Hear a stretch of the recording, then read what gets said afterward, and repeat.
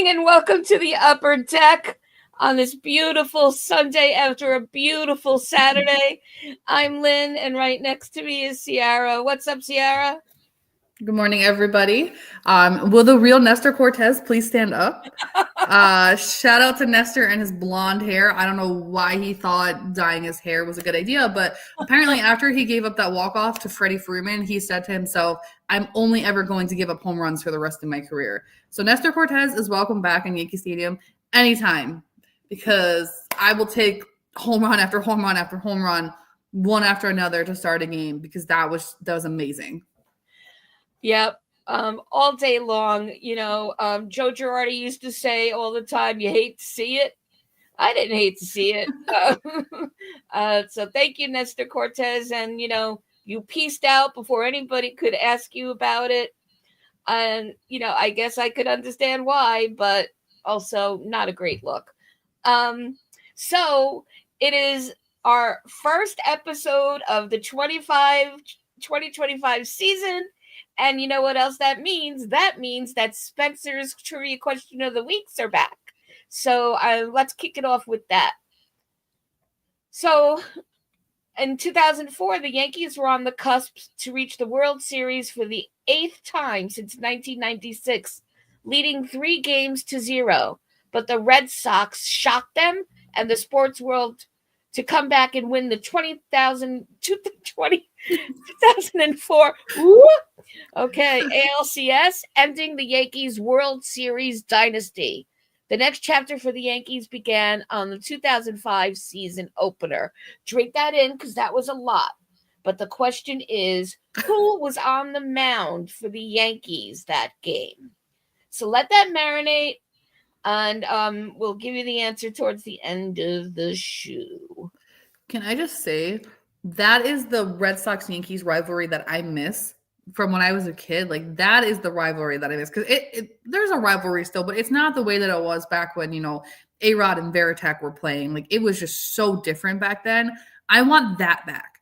Like that is the rivalry I want because Baltimore it's fun, whatever, but it's not the same. It's not the same. Baltimore is too polite society. So it gets a little boring. Yeah, having that gritty rivalry back, I won't mind it at all. And if that's like an opportunity to reverse the curse from when they, broke the dynasty for us, let us resurge that dynasty by kicking them to the curb this season. Speaking of rivalries, and this is a little off topic, but I got to get this off my chest. The Yankees fans who are out here rooting for Houston because Soto is on the Mets and that's who Houston is playing opening weekend, that is pure insanity to me. Houston is our rival at the end of the day. And let's say we get to the end of the season and Houston beats us out by 1 game to get that wild card spot but we were rooting for Houston because Soto's the enemy. Like that's insanity to me. Like nobody will. First of all, nobody's ever going to make me hate Soto. I understand why people are upset. I do, but I will never hate Juan Soto. He is so good for baseball, and at the end of the day, he's so fun to watch. But also, let's focus on the Yankees. We still have the best hitter. I don't care what people have to say about Shohei Ohtani. We still have the best hitter in all of baseball on our team, and I need us to remember that. Oh, yes, we do. This is a great day to throw down on that. But let's take a little roll call before we dive all the way in, because once we dive all the way in, we're going deep today, guys. And we have an early game, so we got to get business done. So I just want to shout out Lori, Jonathan, CT Cards, and we got FJ, and we have I said CT Cards. Hey, Doran is here, and we got Shayna. Good morning. We have Dev. We have Egyptian Magician. Poof, abracadabra to you, guy. And we have Michael. And we have my sister Karen. Shout out, Karen. And more, I'm sure, are going to be piling in. So let's start talking about, well, you know what? I just want to just shout out at the top, it's going to be historical conversation today all the way around, but these guys, man, boy, did they make my year already, and it's only March, so things aren't looking good for the next 9 months, but I'm not mad. All right, so let's go right into it. So let's start it with opening day. Opening day, Carlos Rodon did exactly what I needed him to do. Listen, I've been very vocal about my opinions on Carlos Rodon, and he showed up on opening day. He was Bulldog Rodon. He got into trouble one time, and he got himself out of it. That is the Carlos I need. So I don't know if it's the bearded Rodon. Like I need this all season long because you right now, you are our ace. You are our leader. You are, I mean, I guess you're the number 2, but we'll talk about that later. He only gave up 1 earned run, and it was a solo home run. Like, solo home runs are not going to kill you unless you're Nestor Cortez and you give up 11 of them, but 1 solo home run will not kill you. Rodon, at the end of the day, he went 5.1 innings, 7 strikeouts, right? That's insane for opening day. Gave up 2 walks, 4 hits, 1 earned run. I will take that version of Carlos Rodon any day of the week because he kept us in the game. You know, opening day, we didn't score 20 runs, but he kept us there. So we were able to put up 4 runs and take the win. Like that's all we can ask for, right? At the end of the day. Absolutely. And he even committed to it in the pregame interview with Meredith and said that, you know, his goal is to just keep his mind set and to close out the noise that usually gets him, you know, in trouble. And he did exactly that because there were moments where I was like, here, hold your breath. And exactly everything you said. So, and that just doubles down on the fact that we always knew he had it in him and has it in him. And it was all about the mindset. And I joked a lot in the off season about, I hope he goes up to the mountains again and screws the head all the way around again. But it looks like he did. And you know, small sample size, but you know, to take to the mound on opening day. And I do think kind of like when people win leadoff hitter, which we'll talk about, it gave him some juice, it gave him some confidence, and it also gave him good pressure to keep himself in the zone because he knew the consequences if he tanked on opening day, and he lived up to it. So, yeah, all the flowers to Rodon for sure. Yeah, and speaking of leadoff hitters, again, I was very vocal about my opinions of Austin Wells being the leadoff hitter. All through spring training, he basically gave me a personal shut your mouth because he looked great, but you never know how that's going to translate, right? Right. He showed up opening day, first at bat, home run. If Austin, I mean, I don't need him to hit a home run every time he's at bat, right? But if Austin Wells can play the way that he's played the last 2 days all season long, I will zip my lips. Because my biggest concern for Wells was his defense coming into this season. And I was concerned that him being a leadoff hitter and trying to fix his defense was going to be way too much pressure for him. Plus, the type of player he is, like, that's not built for the leadoff position. I mean, you see a guy like Kyle Schwarber, he's seen some success in it. But, you know, that's a small sample size. But if Wells can continue to do what he's doing, I'm totally okay with him being the leadoff hitter. Leadoff home run opening day, like that stadium was electric. Okay. And he set the standard for the rest of the lineup that day. So I'm so proud of Austin Wells. And you know, it makes me feel like between him and a few of the other guys right now, it makes me feel like the kids will be all right this season. And the Yankees made the right decision by finally giving these kids their chance. Right. That's not to say, Cashman, if you're listening, and I know you are, that's not to say that you shouldn't have made some moves when you had the opportunity to move them. But at least we're not dealing with a dumpster fire like we have in you know, previous times that we'd like to forget. And yeah, everything you just said about Wells, and you know what? It inspired Volpe to go yard. That's been a little bit scarce. And so but the bullpen, what do you want to say about that, Ciarra, on opening day? First of all, I just want to say that Leiter, Hill, and Weaver looked phenomenal. No complaints. But when Devin Williams stepped on the mound, I had flashbacks. I thought Clay Holmes was still in pinstripes. Like, are we going to have to call this guy damaging Devin or something? Because I thought Cardiac Clay was still out there. Like, the heart populations, they were going. Granted, he got out of it. But for your debut at Yankee Stadium to be that rocky, Yeah. I hope that's not an every time thing because you're supposed to be the best closer in baseball. And like I said, he got out of it, right? He gave up 2 hits. He had 1 earned run, so he ended up winning 4-2. He gave up 1 walk, and then he had 2 strikeouts. Right. But those 2 hits, I mean, like I was like, flashbacks. I was like, wait a minute. I flushed all the Tums down the toilet. Don't make me like repurchase and restock. But I think it's, I think no matter how seasoned you are, how noteworthy you are, he's still also just a guy that came to the Bronx in pinstripes for the first time, with a lot of fanfare put around him.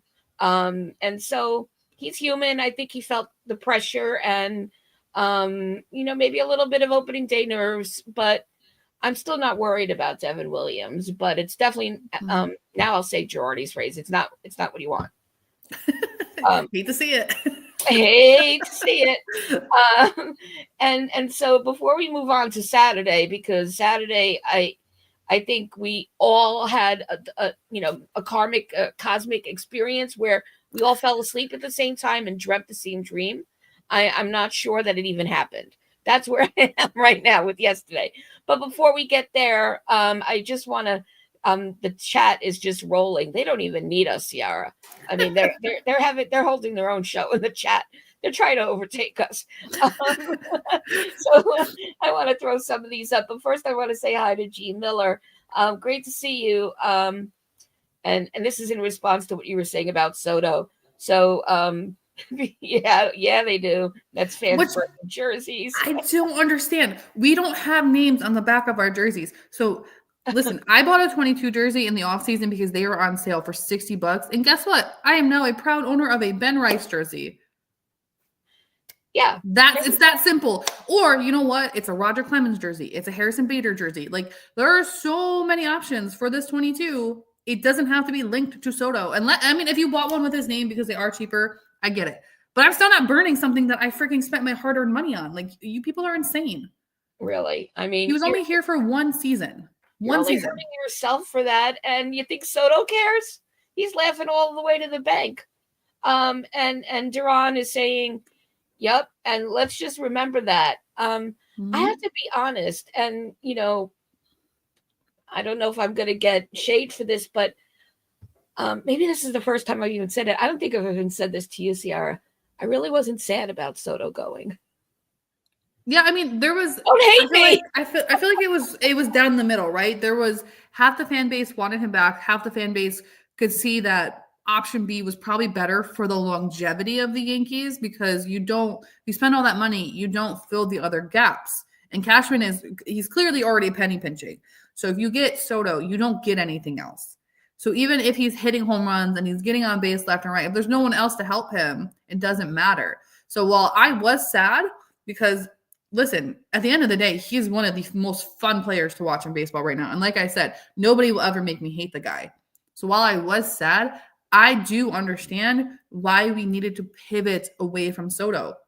And I think in the long run, it is best for the New York Yankees. But I'm just saying, like, these fans who are out here rooting for Houston because Soto is on the Mets, like, that is insane to me. You will never catch me rooting for the Houston Astros ever. That is a rival. And to burn a jersey that I spent, so mine was on sale because I bought it in the offseason. But if you bought yours in 2024, you're talking $90 to $120 that you spent on a jersey to burn in this economy.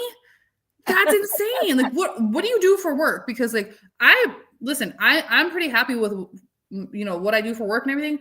But every dollar I make is a hard-earned dollar. I'm not burning it.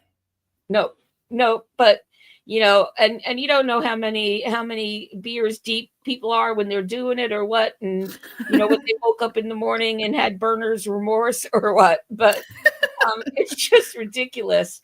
And the chat is helping us along and bringing us from opening day to yesterday. And FJ, were you eavesdropping before we hopped on? Because are the Yankees done with the Pablo Reyes experiment? 2 slow rollers at third base that he booted. Yeah, so FJ, we're chatting about that ourselves, and you know, I said to Ciarra, tell me we have another one-sided player that we just got, because he was good at the plate yesterday. He's not one of the magic 9, but he got on base, and so, and helped with the. I mean, we needed the runs, Lord knows. So, um, and with such a small sample size, I don't know that there's even been a Pablo Reyes experiment, especially since, spring training isn't really supposed to count all that much other than making a decision about, who comes up after. But yeah, I have a little post-it on Reyes. What about you, Ciarra? Listen, I was sad to see Reyes play the way he did because, okay, I thought when we we didn't trade him, but when we didn't re-sign Gleyber Torres, I thought that was magically supposed to solve all of our infield defense problems, right? That all of that went away. Gleyber Torres was always the issue, right? Wrong. I was so sad to see Pablo Reyes play the way he did yesterday because I sat here last week with Lynn and said how I wanted to see Pablo Reyes in this lineup because he looked phenomenal in spring training. His glove was there in spring training. His bat was there. But looking at it, from the other side, he's not one of the kids. I hear people talking about him as like, give the kids a chance, give the kids a chance. Pablo Reyes is 31 years old. Yeah. Pablo Reyes is a lifelong minor leaguer. So I guess at some point, and I'll give him a little grace because yesterday was his first day. Day one jitters. But at some point, maybe we have what we have in Pablo Reyes. And, he might have DFA'd himself yesterday with the help of Peraza because a third base, it's still an issue. We don't have a long-term solution there. We don't know what the Yankees are doing with DJ LeBroken foot when he comes back. I don't know if Pablo Reyes is going to be here long-term at the end of the day if he continues to play the way that he's playing, which sucks because, like I said, I was really rooting for him. But we need an actual third baseman. Nothing against Waldo, nothing against Oswald, nothing against Pablo, but we need a real third baseman. Yep. All those things. And, Duran's agreeing with you here. Peraza helped himself, with that dinger yesterday for certain. He's like, oh, I know I just squeaked on in through the fence into the stadium today, but let me remind you what I have in me. But we have to remember with everything we're saying today, the good, the bad, and the ugly, it's the smallest of sample sizes. So yeah. And we also have to remember that he's not the only one that made an error yesterday. No, definitely not. But he's the one that made the most at 2. But yeah, I still think, but in all fairness, though, I think that let's give him a chance. And I'm going to use the same excuse for him that I used for Williams. I won't make excuses from here on out. This is a one-time only offer. That, hey, there's got to be something about putting on the pinstripes for the first time in Yankee in Yankee Stadium in those pinstripes for the first time. You could be, my age, and it would make you nervous. But I am curious about the fact that he's 31 years old and has been in the minor leagues his entire career. How did he not ever break camp until now? I think it's one of those things where, look, the Yankees, we don't have a third baseman. Like that's all there is to it. We have suffered so many injuries. Nobody, well, I shouldn't say nobody. The Yankees clearly knew, but we didn't know that Stanton was going to get injured and open up a spot on the roster. DJ LeMahieu, he wasn't supposed to be injured. He just had a freak calf injury in the second at bat of spring training. So that opens up another spot. Half our pitching staff went down. So it was just like one thing after the other. I wasn't against giving him a shot. Like, I think he looked good in spring training. He really did. I hope that yesterday was just a, let's shake out the jitters thing. But I don't know. Like, I I don't know. I don't have a good answer for you, if I'm being Yeah. completely honest. Yeah, and I didn't really expect a good answer. It's a dot. There's an ellipses after after that statement because it just makes you wonder. Period.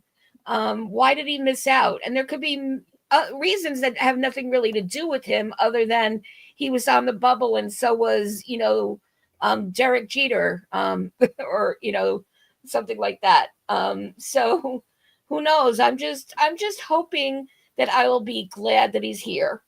And hoping that, he'll solve some problems. But that defense with an infield, and we'll be going into this any nanosecond, with an infield that is not holding up their end of the bargain defensively, we need them to be lights out right away. So we'll have to see about that. And so let's see. It's just the infield defense is concerning, right? Because it was an issue last season, obviously. And I think we tend to overlook the fact that Volpe had so many errors because Glaber had so many more. But Volpe was right behind him in errors. So he's already starting the season off looking a little rocky. And you know what? He didn't look the greatest in spring training. I still have faith in Volpe. I'm not saying let's write him off, but he has to get that under control. And then, Paul Goldschmidt has had to work a little bit at first base already in the first two games between, I don't know what happened with Max Fried yesterday with that one throw, but that was a terrible throw. Right. And then in game one, I don't know. I don't know about you guys, but in game one, I had flashbacks to game 5 of the World Series when, Cole and Rizzo had their blunder and nobody covered first base. Goldschmidt and Rodon had a very similar issue in game one, and I thought we were about to lose another starting pitcher. And that's not on Rodon. Like, you can't even be upset with him.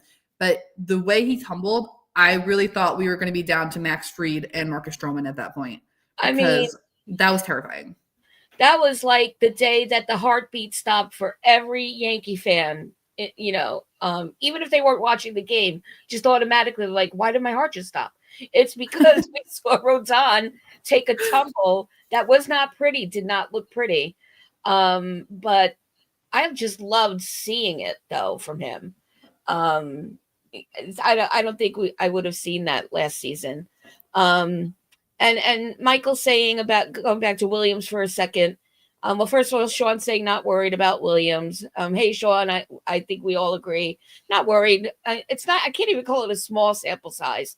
It's just it's being spotlighted because this is opening season. So and Michael saying that maybe so he had the pressure of pitching against his old team. And that's a really good point, Michael. Speaking of his old team, we traded Nestor Cortez for Devin Williams. I think after yesterday, we can clearly say we won that trade. Like, we traded Nestor. We traded Caleb Durbin, who's not even on the roster. He's still in the minors. So all that smoke and mirror about how Caleb Durbin was the next coming of Jesus Christ to second base, he's not even playing in the big leagues right now. And Nestor Cortez, listen, I don't feel bad for Nestor. Let me start by saying that. Maybe I'm cold-hearted. But Nestor Cortez talked so much crap going into the World Series. Okay, that stupid tweet that he put out about how everybody wants to be a Yankee and blah, blah, blah. And him and Boone made the decision knowing that his shoulder was not 100% to still put him on the roster and be ready to pitch, put him in game 5, give up a walk-off to Freddie Freeman when there was other options available, right? Tim Hill was available. But we went with Nestor Cortez. Whatever. There's nothing we can do about it now. But the Yankees got their revenge on him yesterday, right? Like, they were probably – that's how I'm taking it. But the Yankees were still pissed off about game 1 of the World Series, all that trash talk that Nestor did, and we used him like T-ball practice is what we did. So Shout out to Cashman for fleecing the Brewers and getting us the best closer in baseball and getting rid of Nestor Cortez. Yeah. And that may have been – we may have just made history because I don't think we've ever – shouted out Cashman in a positive way. Let's all drink that in and then promise never to do it again. I'm not just kidding. But and Michael, you're fair on that. Yeah, we just mentioned that Jazz and Volpe did too. This and Max Fried. And Max Fried. this infield needs to get itself together. It's a little bit worrisome. Excuse me, but we saw enough of it in the spring training to also I was pre-concerned because the fundamentals were just not funning or dementaling. From either one of them. Jazz gets the most mercy from me because Jazz has been pivoting back to, got to remember that Jazz has been ping-ponged from 3 different positions, outfield to second to third and back to second. And he's readjusted like a champ, and he's covering ground that he even shouldn't be covering. I think he's covering for Volpe more than he should be covering for Volpe, for example. So giving him grace. Volpe, I got my eye on, and I'm squinting while I'm looking at him in a way that my students feared. So get your act together, Volpe. And at least we got a hit off of him, and now he gets to be in the chamber of heroes of the of yesterday's game. And so and everyone in the chat is right on. We don't have the answer at third base. And yeah, I'm with you, Duran. Yeah, I think that we usually complain about having the chess pieces moving around for a position player, and we talked all during hot stove season about this is too important. You got to have a third baseman. But I would, if it does mean waiting for Lombard, who I know I'm in the minority, but I really feel like we might see him via Uber late in the season. So I would like to see him, and I predict seeing him. I'll keep the receipts. You could come at me, later down the line. But I think he's gonna scoot on up through the system, and if he promotes fast to all the way up to AAA, I'm not ruling it out. And I think I saw enough. I know I talk out of both sides of my mouth when I say this.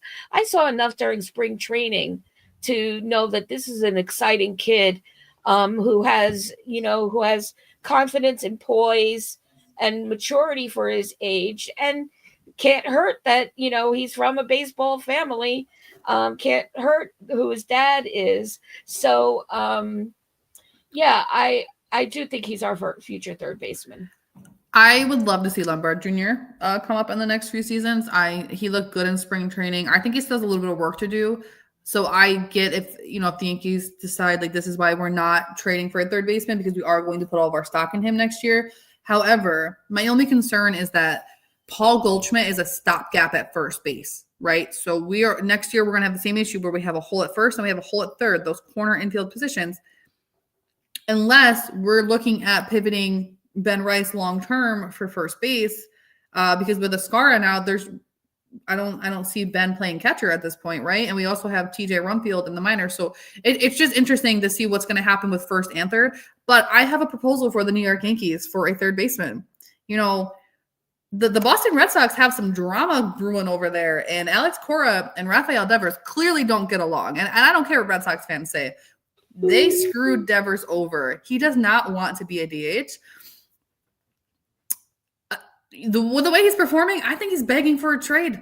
He's like 0 for 9 in the first 2 games. So just saying, he hits very well. Just throwing that out there, Cashman. That's me being delusional, but I'm just making that proposal. Well, and you know what? It lends itself really well to us really hungry to have that Red Sox rivalry back. Can you even imagine? That's going to come down to dollars and cents, and it would solve Garrett Cole's issue. I'm just saying. Yeah,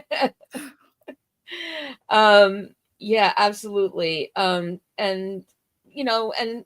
other than third, you're right. The infield defense is better than last season. Primarily because on paper, better. Yeah, on paper. But to his point, I think that Goldie is an upgrade from Rizzo. Obviously. And that certainly couldn't hurt. And Lori said, poor Rizzo doesn't even know that he's retired.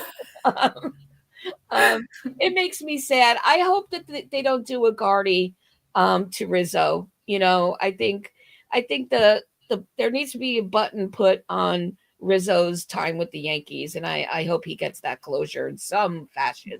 But on the bright side, Rizzo is going to have a baby, so he and Judge are going to have little baby best friends, and he's going to be okay. Yeah, I mean the kid's going to be all right, and he's going to keep doing good, and he's going to be in the clubhouse one way or the other. Somebody's going to snatch him up, if not the Yankees, somewhere else, for bench coaching or hitting coach or any of a number of things. So he'll be in the game one way or another.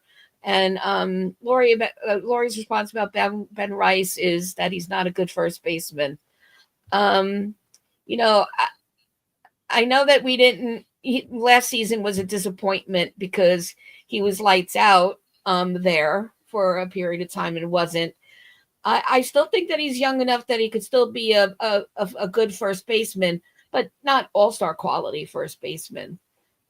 So I sort of agree with you, but I also, if we didn't have Goldie, and remember, we only have Goldie for 1 year, right? Mm-hmm. So, we have another stopgap looming, and it's going to have to be somebody. And we know how trading seasons tend to go. So we'll have to see about that. And yeah, Sean, I would love to see it. To trade for an arch enemy. Okay, Ciarra, you got everybody kind of hungry and like saying, okay, put that in the universe. We want all of a sudden we want a Red Sox. we want the Johnny Damon experiment and the Wade Boggs experiment. Two things that worked out for us. So why not? But FJ, you made me forget about this. Thanks for reminding me. I didn't forget it. I just don't want to hear like that is. I don't want to hear Murakami's name anymore. I'm covering my ears. Why? Because you're managing your expectations? No, well, yeah, that because Team Japan is in LA. But also, I just don't. Me personally, I don't think Murakami will translate to the big leagues the way that we're expecting him to. But like I said, Team Japan is out in LA, and I don't care what anyone says. They like to say, "Oh, Roki, he was talking to other teams and he was interviewing and blah blah blah." They knew they were getting Roki. Like, let's be for real. They might not ever, get in trouble for collusion or whatever because there's no way to prove it. But everybody in the world knew that Roki Sasaki was going to LA. Like, So Murakami. Yeah. He's gonna follow suit, which is sad because there's Japanese players in San Francisco, San Diego. There's Japanese players in Chicago. So there's Japanese players in Queens. But the Dodgers are just like they're just forming the super Japan team right now, and I don't know how to stop it. Right, and I think then let's face reality. West Coast is going to win out the majority of the time. And save a little money for players you could actually get, and stop scouting over in Japan. Stop those flights over to Japan, looking at the rookies out there, looking at the prospects out there. Break up with Japan until we have enough to know about a guy that there's a real reason why. Oh my God, there's somebody in the chat who's finally saying what I've been saying about Vlad. I've been putting the Vlad to the Yankees into the universe, and Mr. Drunk Hispanic is agreeing. Okay. It's me and you. It's me and you, Drunk Hispanic. It may very well be. So pass over the tequila or whatever you're drinking to my friend Ciarra, Drunk Hispanic.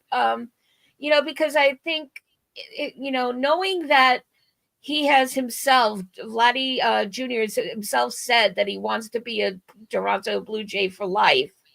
Now, there's two sides to that, two positions on that. Some people think he's doing that as a strategy so that other teams are going to want to bid higher to get him because to change his mind, and that his mind isn't really made up. And then there are, the soft-hearted, Hallmark watching people like me who are like, oh, that's really nice. He's homegrown and he wants to stay. So good angel, bad angel, whichever's on your shoulder. I'm not so sure we're getting him. It would be a monumental growth of character for me to welcome Vlad into pinstripes. But you know what? Johnny Damon converted me. Wade Boggs converted me. If it's great for the team and Vladdy does it, I just better not see any of that, um, baby rocking, chest thumping stuff. That's not the showmanship the Yankees need. That's why I love Vlad though, because he knows he's good.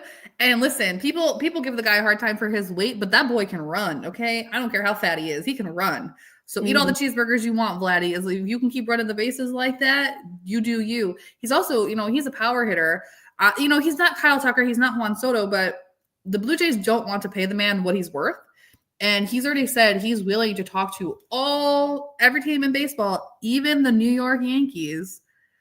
And I truly think it'll come down to I think Boston really is where is a potential landing spot for him, depending on what happens with Devers. But listen, Cullen has already come out and said like having that many long-term contracts and spending that much money on multiple players isn't sustainable. So I truly do not think that the team in Queens is going to be in on the equation because they just put all their marbles into Soto. So the Yankees could really go out and get them a Vladdy either at the trade deadline this year or in free agency, but we'll just have to wait and see. But with that being said, there was so much positive that happened in yesterday's game. I think we should talk about all the history that we made. We should definitely pivot to that. So let's get to it. All right. So, well, we already know the answer to who's hot, but let's go through it. Let's go through all of the records that were made. And so Sarah Langs, I don't think I've gotten her notification so often that I did yesterday. So let's go through the historical points and then we'll get to discussing. So this is the first time a team has hit home runs on the first 3 pitches they saw since pitch counts have been tracked. And that's going back to 1988. She also said that when Aaron Judge hit his 40th career this is Aaron Judge's 40th career multi-home run game, 6 more than any other player in his first 1,000 career games. Any other player, that doesn't mean on the Yankees. 40th career multi-home run game, 6 more than any other player in his first 1,000 career games. And this is his 995th game that was yesterday.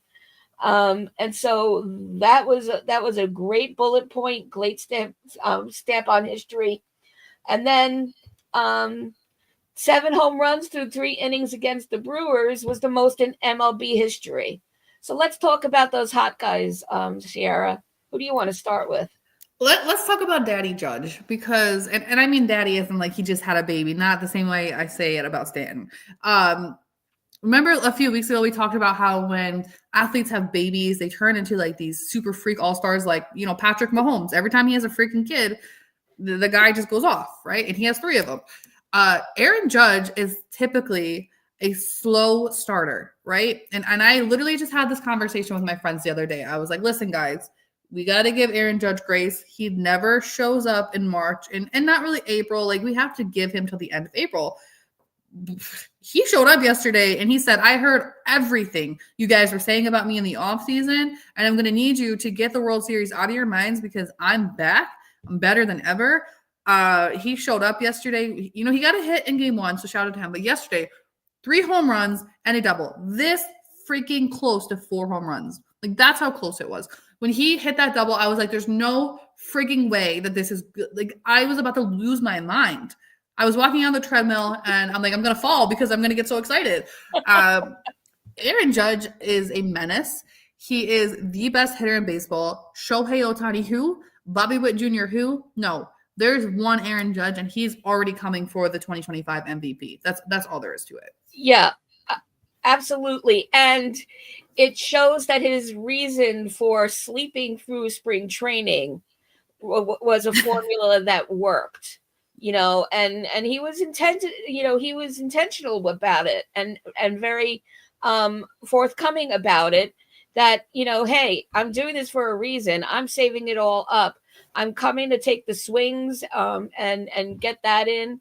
But you didn't see him, really making the judgy an effort. So, and it was just absolutely right, because that was all baked into him and ready to burst out of the scenes. And so there are a couple of guys saying, so Duran is saying, hey, if he stays hot like this, he'll challenge Barry Bonds, 73 home runs. So we're not even talking about smashing his own Roger Maris record. We're talking about that kind of level. And Sean is saying that, yeah, most definitely can be on track for the Triple Crown and the 74 homers. I guess this is the point, that a point in time where I would normally say, and I'm going to say, hey, whoa, everybody, manage your expectations. We're 2 games in, but at the same time, let's pray that into existence. I mean, he is stacked, positioned, ready, datified, yankified, all the things. So let's go with that. Let's keep this history making moments continue. And so, um, and then after that, Austin Wells broke history himself yesterday as the leadoff hitter, hitting the home run. And so On he's enough. Friday or Oh, Thursday, I mean. yep, I'm mixing days. Okay, need some more Geritol.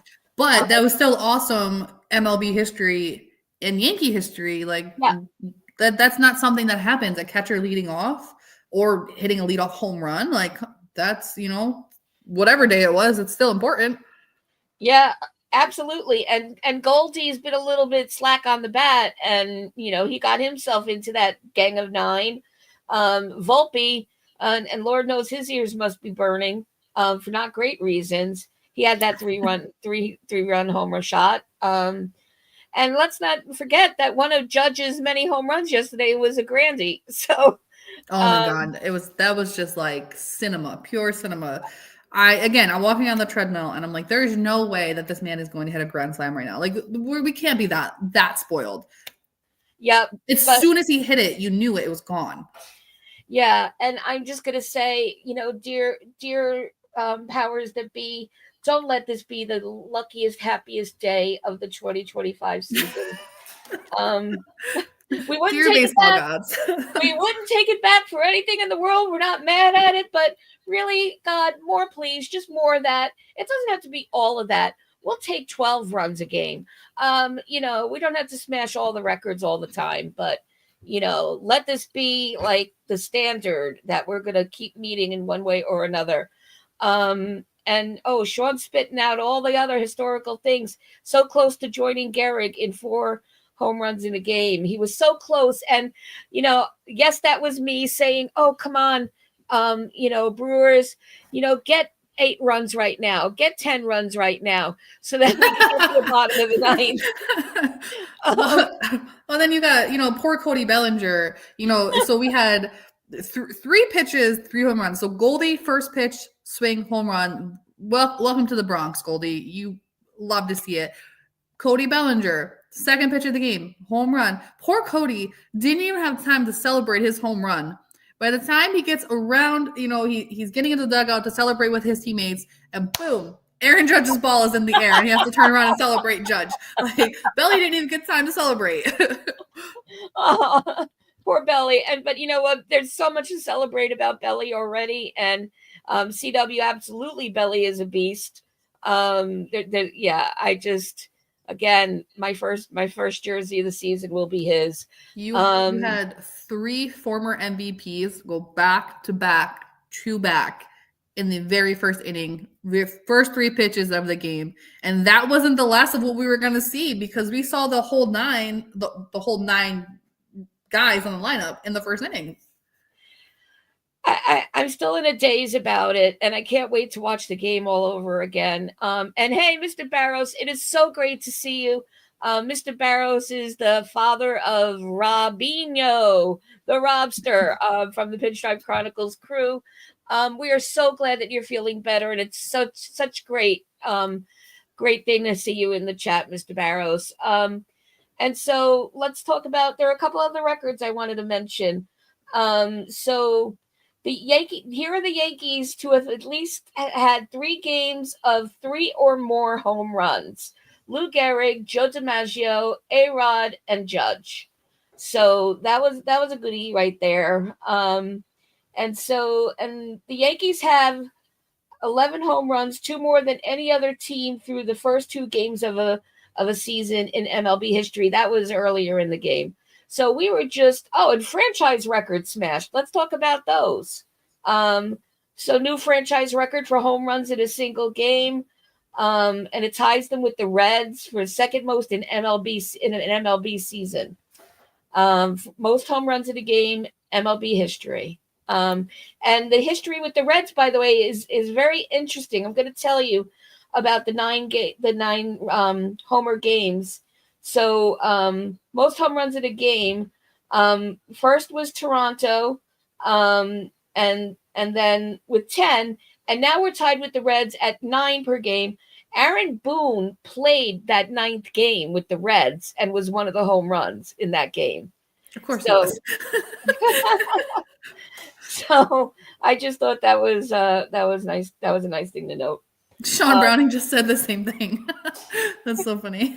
Yeah. And so and I don't remember who said it, and Karen, close your ears, but that the ending score of yesterday's game was a higher score than the Giants have had in how many seasons, Ciarra? I think you knew, right?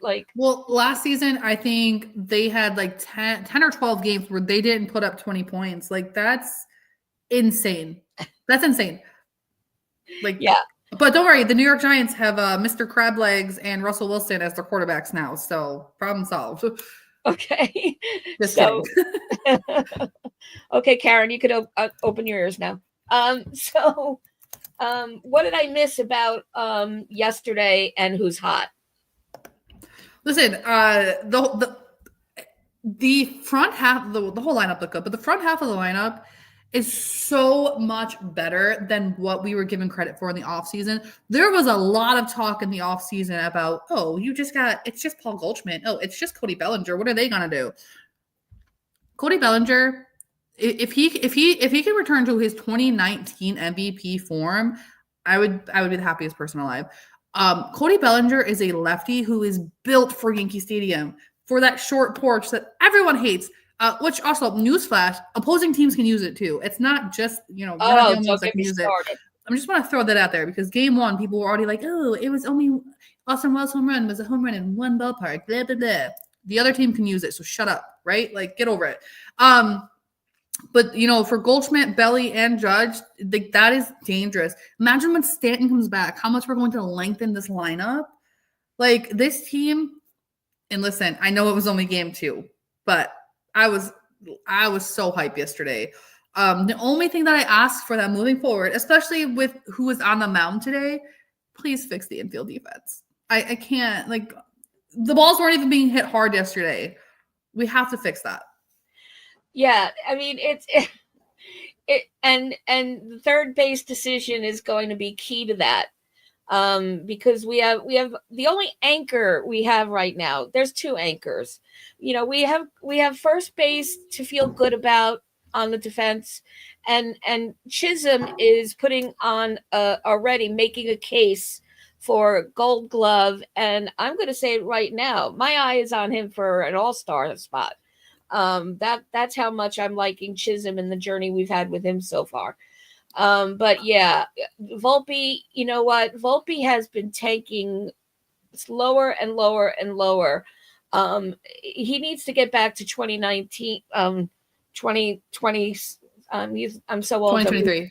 2023. Oh boy. See, you turn 60 and look what happens. You got to come back to why we loved you and in the first place. Because now you're neither sided player in a consistent way. So my eyes on him for sure. I think in 2023 there was no pressure, right? We knew we weren't a good team. We weren't making the playoffs in 2023. Unfortunately, especially after Judge got hurt, it was kind of just downhill from there. We were throwing out punt lineups, so Volpe had room to grow and make mistakes into his thing. I'm not worried about him offensively at this point. You know, he and Wells clearly have some best friend competition where they both have to hit home runs to see who can have more. I'm just worried, and I'm not like overly concerned because I think he'll work it out, but his defense, like he has to improve. He can't play the way he played yesterday or in spring training. It is game 2 of 162, so I'll give him some grace. But my guy Marcus Stroman is on the mound today, and Marcus is a ground ball pitcher. So we need the infield defense to be there, to be ready for Marcus Stroman. But to round out the who's hot, who's not, Peraza. Let's talk about Peraza for a second. Peraza has a wonderful glove. I don't even know if that's really weird to say like that, but he has a good glove. I would love to see him actually start a game at third base. He was put in as a pinch hitter yesterday. Home run. He said, I'm joining this home run party and I'm DFAing Pablo Reyes myself because that should be me. So I hope Peraza continues to show up in these moments because, you know, Waldo's back at third base today. Waldo started game 1. He's starting game 3. So we still haven't seen Peraza start a game. I'm hoping that Peraza continues to get chances to show what he can do because he didn't help himself in spring training. I truly didn't think he was making this team at all. But I'm glad he's here, and I'm ready for him to show up and show people that he's meant to be here. Like he's got to do it himself. Right. And he's another one that, just like I said about Rodon at the top of the show, he's another one that we know what has it in him. And we know that part of why we're not seeing it consistently is because of what the Yankees did to him. So I was actually glad to see him squeeze on through onto the roster. And I hope that the Yankees just capitalize and make the most out of it. Because otherwise this kid is alohaing, and he'll be another former Yankee that's going to be putting on clinics around the country with what they're doing with their new team. So we absolutely want to see Peraza succeed and have that opportunity. I think we've pretty much covered who's not hot. And it was a real stretch, and we've already covered it with the errors in the infield. And I hope with that, you know, shows moving forward, we're not going to have anyone to shout out then either. So let's just move on to so what the IL. So what the hell? Look, here's a shiny spot on the IL thing. Big G put up a bat. He took it off the ground and held it up. Was it the controversial bat? I don't know, but it was a bat. Was it a wiffle ball bat? I don't know, but it was a bat.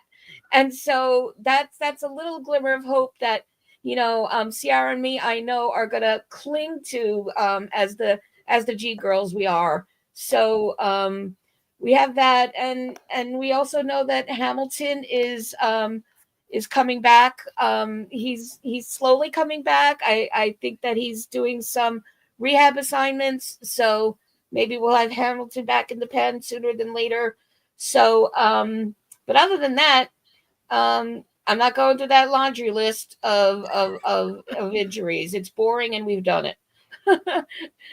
All right, so we're actually going to talk about women in baseball for a minute. And so let's just know that this is the last Women in Baseball segment for Women History Month, which ends tomorrow. So let's talk about a couple of women in baseball for a quick second. Oh, well, I didn't make slides for it. Fire me. I want to talk to you. Oh, and I have nice pictures of both of them. But to the point of how we're facing the Brewers right now, I have a player from Milwaukee baseball history for women in sports. There was a city professional women's team in Milwaukee that won a championship for the All-American Girls Baseball League. They were called the Milwaukee Chicks. How's that for a name? And they only lasted one season before they went on and reorganized into a different league. But they won the whole thing. They won the trophy in 1944. And so shout out to the Milwaukee Chicks and Connie Wisniewski, who won 4 of the 5 games that she pitched in during that series. And Ciarra, I know you have somebody to talk about. Yeah, first of all, we love to hear that. Shout out to her. I was going to talk about Eri Yoshida. So Eri was a big Tim Wakefield fan, and she actually taught herself how to pitch like Tim Wakefield with the knuckleball. She did a sidearm knuckleball, and in 2008, at the age of 16, which is very young, she was the first ever female to be drafted by a Japanese men's professional baseball team. In 2010, she actually signed a contract with the Chico Outlaws and became the first female since the retirement of Isla Borders, which was 10 years prior to Yoshida, to play professional baseball in the United States. But this made her the first female to ever play in 2 different countries because she had played for Japan and she played in the States. In 2012, she did return to Japan. However, in 2017, due to injury, she took up coaching for a women's baseball team, the Ageki Corporation. She does have plans of making her way back into being a pitcher in professional baseball. However, like I said, due to injury, she took up coaching. And either way, 16 years old, you get drafted by a men's professional baseball team. You played in 2 different countries. Shout out to her. She taught herself how to do a knuckleball. Like, that's insane. Wow. And I love that for our last segment, for Women's History Month, that we have both sides of times, right? We have times where women were totally not accepted. They only became a thing because the men were away at war and the owners wanted to make money and keep the baseball interest going. And then Ciarra gives us an example of modern day and how we're breaking ceilings by talking about Eri Yoshida. So more to come with women in baseball. We'll be sprinkling it throughout shows here and there like we always do. And so let me just...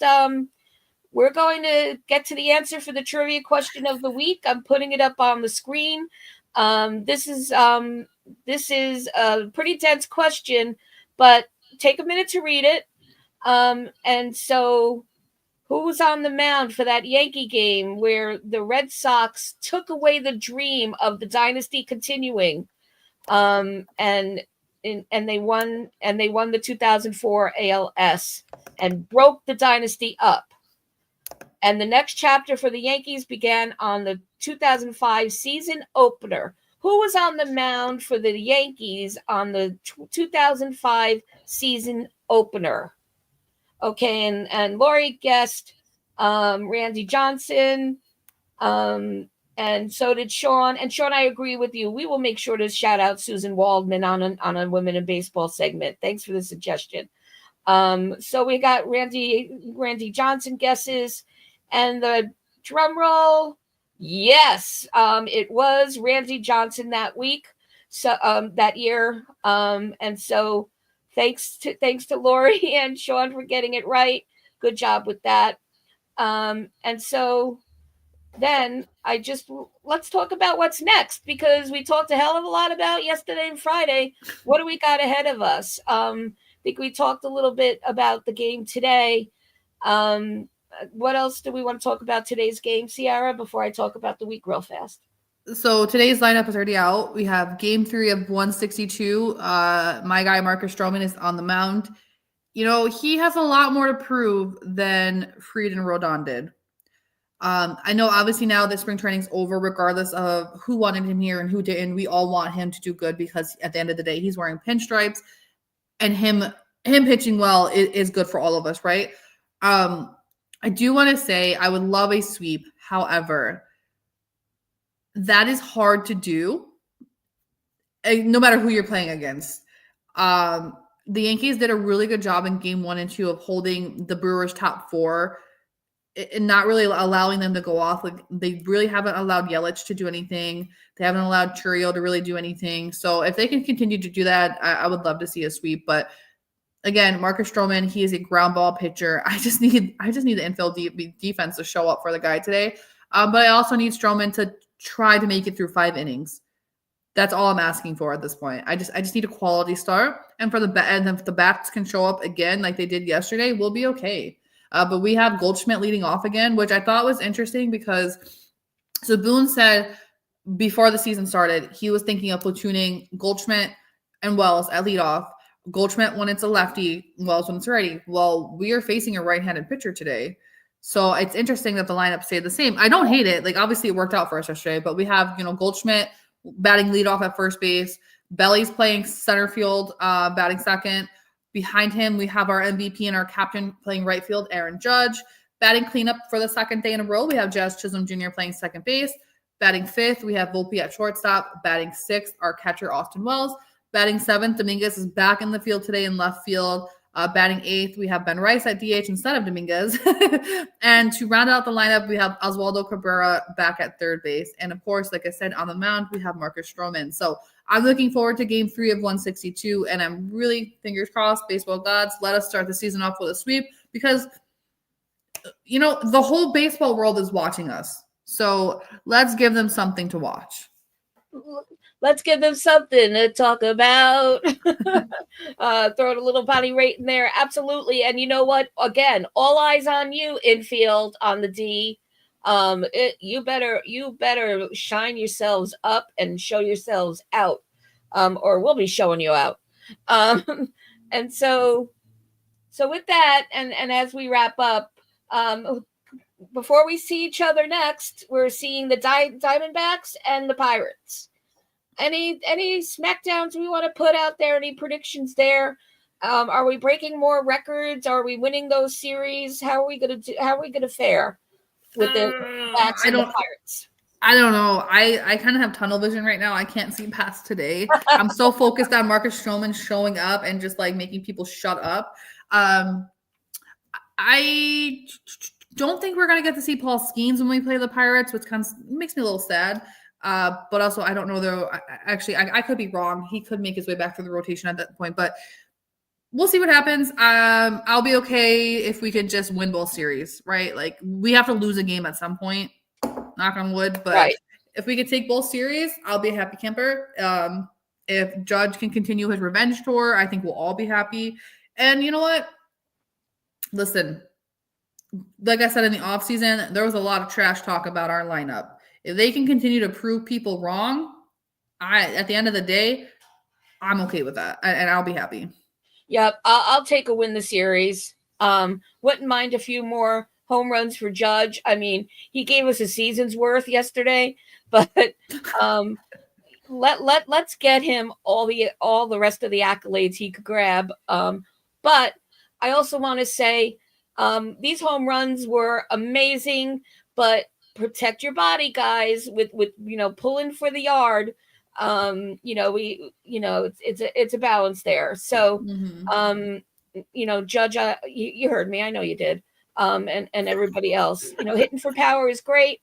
And we love to see it and we want to see it, but we need these guys healthy. And so I always just put that out there. Judge is going to get close to 70. Okay, book it, Lori. I'm here for it. All right. So before we wrap up, I mentioned this during the last show, but premiering tomorrow is a new show that Ciarra and I are doing with our friend Spencer, the Trivia Whiz. We're calling it New York Yankees History and Heroes. And the plan for this show is to do it on off game days so that when we're all saying, oh, who am I going to watch tonight? You have some Yankee things to get involved in. And so this show is going to be each episode, we're going to highlight events that happened in a particular time during Yankee history, and actually also what was happening in MLB at a particular time. We're also going to highlight a Yankee who has especially significance during that time. We'll be discussing that player, highlighting that hero, and we're premiering tomorrow at 8:00 Eastern. And we're going live. And you know what that means, our friends in the chat. We hope you're here to join our opening debut party. And we're just so excited to get this show rolling. It's been in planning stages for quite a while. And we're excited to bring it to you, another show from our Pinstripe Chronicles family. So with that, is there anything you want to say for the rest of it before we wrap, Ciarra?